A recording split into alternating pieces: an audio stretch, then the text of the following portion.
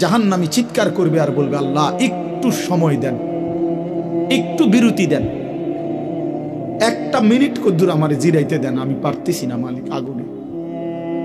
এই মালিক, আমার শরীরটা জ্বইলা পুরা ছাই হয়ে গেছে, আমি আর পারছি না মাওলা, আমার একটু বিরতি দেন, 10টা মিনিট কদ্দুর বিরতি দেন, এই আগুন আমি সইতে পারছি না।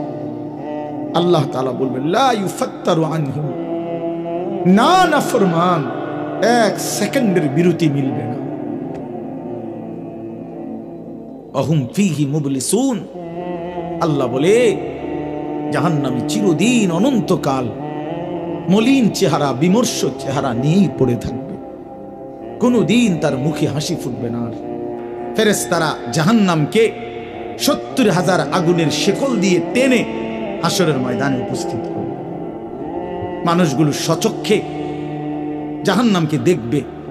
জাহান্নাম একটা বিকট তারা আগুনের গর্জন, তীব্র আগুনের যখন একটা গর্জন উঠবে, আল্লাহর কসম নবী বলছে, পুরা হাসরবাসী তখন চিৎকার দিয়া বলবে, ইয়া রব্বি নাফসি নাফসি, আয় মাওলা আমাকে বাঁচান, আমাকে।